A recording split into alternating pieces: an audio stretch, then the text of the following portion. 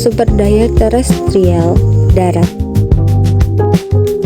Pengertian FESDAL, apa sih kepanjangan dari FESDAL itu? FESDAL ialah visualisasi dan evaluasi sumber daya alam dan lingkungan. Apa sih pengertian dari FESDAL? Pengertian dari FESDAL adalah sebuah sistem yang berbasis penginderaan jauh. Seperti apa sih? Yaitu remote sensing dan sistem informasi geografis. Apa saja sih tujuan dari penggunaan FESDAL ini? Yaitu untuk mengumpulkan, menganalisis, dan menampilkan data spesial serta data non-spesial. Apa sih data non-spesial itu? Seperti informasi deskriptif untuk mengenai kondisi lingkungan dan sumber daya alam saat ini.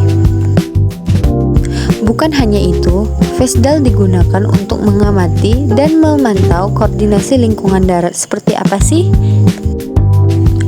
Adanya hutan sebagai tempat ekosistemnya dunia, ada pertanian, ada pertambangan, ada air, dan ada permukiman sebagai tempat tinggal. Mengevaluasi dampak dari aktivitas manusia terhadap ekosistem daratan dan menjadi sebuah dasar dalam perencanaan pembangunan yang berkelanjutan. Tujuan adanya aplikasi FESDAL ini untuk dikembangkan sebagai pendukung berbagai kegiatan pengelolaan lingkungan darat, yaitu sebagai pemetaan tutupan lahan dan perubahan penggunaan lahan untuk melihat penggeseran fungsi lahan dari waktu ke waktu. Lalu pemantauan hutan dan deforestasi sebagai mengetahui luas, jenis, dan tingkat kerusakan hutan. Lalu inventarisasi sumber daya tanah dan air daratan. Analisis potensi pertanian dan perkebunan untuk menentukan lokasi yang cocok untuk tanaman tertentu, agar tanaman yang ditanam tidak mengalami kegagalan panen. Lalu pemantauan daerah rawan bencana darat seperti longsor, kebakaran, dan kekeringan. Evaluasi daya dukung dan daya tampung lingkungan agar pemanfaatan sumber daya tidak melebihi batas kemampuan alam. Komponen dan fungsi teknologi sebagai pendukung FESDAL yaitu citra satelit, baik itu Landsat, Sentinel, Spot, MODIS, yang menyediakan gambar permukaan bumi dari waktu ke waktu untuk memantau perubahan daratan baik dari iklim maupun musim. Sistem informasi geografis yaitu sebagai menganalisis dan memvisualisasikan data spesial seperti peta hutan, tambang, atau permukiman untuk melihat perubahan-perubahan daratan. Data topografi dan digital evaluation model menggambarkan bentuk permukaan bumi seperti ketinggian dan kemiringan yang berguna untuk analisis potensi longsor dan aliran air. Data sosial ekonomi yang menghubungkan kondisi lingkungan dengan aktivitas manusia antara lain yaitu pertanian, industri, dan permukiman. Model analisis lingkungan menyimulasikan perubahan lahan, baik itu degradasi tanah dan perencanaan tata ruang berbasis data ilmiah. Jenis sumber daya terestrial yang dikelola melalui FESDAL yaitu sumber daya hutan yang memantau luas dan kondisi hutan untuk mendeteksi deforestasi dan degradasi dalam menentukan kawasan hutan lindung, baik itu konservasi dan produksi. Pernah gak sih kamu mikir hutan itu fungsinya apa saja? Cuma pohon-pohon doang? Jangan salah. Hai guys, kamu tahu gak sih hutan itu punya banyak fungsi loh. Nah, kali ini kita kenalan sama 3 jenis hutan berdasarkan fungsinya. Pertama, ada hutan konservasi. Hutan ini adalah hutan yang paling dijaga loh, karena tujuannya untuk melindungi keanekaragaman hayati. Ibaratnya ini adalah rumahnya hewan dan tumbuhan langka. Contohnya seperti tanaman nasional ataupun cagar alam. Dan yang terakhir, ada hutan produksi. Nah, kalau yang ini tujuannya menghasilkan kayu dan hasil hutan lainnya. Tapi jangan khawatir, pengelolaannya tetap lestari kok. Ada hutan produksi tetap, terbatas, dan yang bisa dikonservasikan. Sumber daya tanah yang mengidentifikasi jenis tanah berdasarkan tekstur, baik itu kesuburan dan erosi, menilai kesesuaian lahan untuk pertanian dan perkebunan.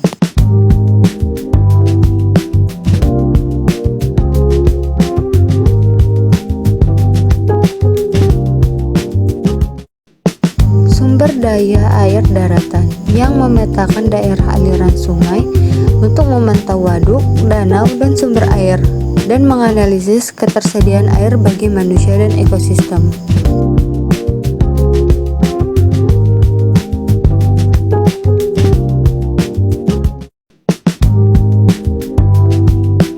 Sumber daya tambang, inventarisasi potensi tambang darat baik itu emas, nikel, batu bara, dan lain-lain, yang pemantauan aktivitas tambang dan dampaknya terhadap lingkungan, menilai perubahan lahan setelah penambangan.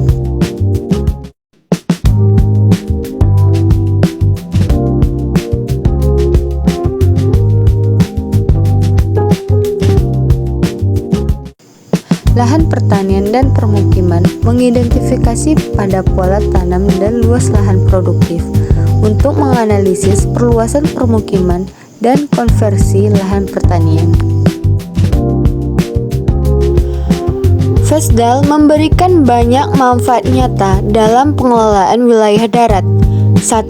Memantau perubahan tutupan lahan secara real-time. 2. Menjadi dasar dalam kebijakan lingkungan dan tata ruang berbasis data. 3. Mencegah kerusakan ekosistem darat akibat eksploitasi berlebihan. 4. Meningkatkan efisiensi pengelolaan pertanian, hutan, dan tambang. 5. Membantu mitigasi bencana seperti kebakaran, hutan, longsor, dan kekeringan.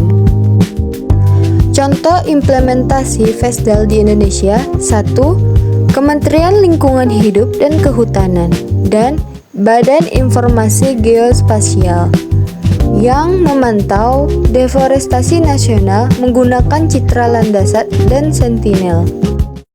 Yang kedua, Badan Informasi Geospasial yang dimana peta tutupan lahan nasional baik itu hutan, tambang, perkebunan, dan permukiman.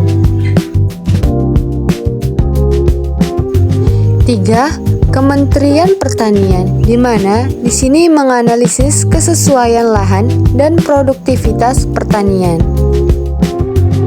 Pemerintah berhasil menjaga keseimbangan, petani tidak merugi, rakyat tetap nyaman, tak ada lagi ruang bagi mafia pangan. Negara hadir menegakkan keadilan bagi mereka yang selama ini bekerja untuk bangsa. Setiap butir padi kini menjadi simbol keringat yang dihargai dan perjuangan yang dihormati. Kerja keras itu semakin nyata, ekspor pertanian melonjak hingga 38,25%. Produk-produk Indonesia kini tak hanya memenuhi kebutuhan dalam negeri, tapi juga menembus pasar dunia. Semua memberi pengakuan, Indonesia kini menjadi salah satu produsen beras terbesar dengan peningkatan produksi tertinggi kedua di dunia. Stok beras nasional bahkan mencapai 4,2 juta ton, tertinggi sepanjang sejarah bangsa Indonesia ini berdiri. Namun pemerintah tidak berhenti di produksi. Langkah besar berikutnya adalah hilirisasi pertanian. Bahan mentah kini diolah di dalam negeri, menciptakan nilai tambah dan membuka lapangan kerja baru. 8,6 juta tenaga kerja bahkan berpotensi dapat terserap dari upaya hilirisasi ini. Dari sawah hingga pabrik, dari desa hingga ekspor, seluruh rantai pertanian digerakkan untuk menciptakan kesejahteraan yang merata. Dampak besar sektor pertanian juga terasa pada ekonomi nasional. Badan Pusat Statistik mencatat, pada kuartal 1 tahun ini, pertanian tumbuh hingga 10,52%, menjadi sektor penopang terbesar ekonomi Indonesia. Fakta ini sekaligus menegaskan, pertanian bukan hanya stabil di tengah fluktuasi global, tetapi juga memiliki daya dorong luar biasa bagi kemajuan ekonomi bangsa. Inilah transformasi besar pertanian. Indonesia kini tidak hanya berdaulat pangan di sendiri, tetapi juga berbagi untuk dunia. Sebanyak 10.000 ton beras dikirim ke Palestina, bukan sekedar bantuan tangan, tetapi pesan kemanusiaan yang mendalam. Indonesia kini mampu memberi, bukan lagi meminta. Dunia menyaksikan Indonesia berdiri tegak di tengah krisis pangan global. 1 tahun kepemimpinan Presiden Prabowo Subianto dan Wakil Presiden Gibran Rakabuming Raka telah mengubah wajah pertanian Indonesia. Dari sawah tumbuh harapan baru, dari tangan petani lahir ketahanan bangsa. Dari kebijakan yang berpihak hadir kesejahteraan nyata.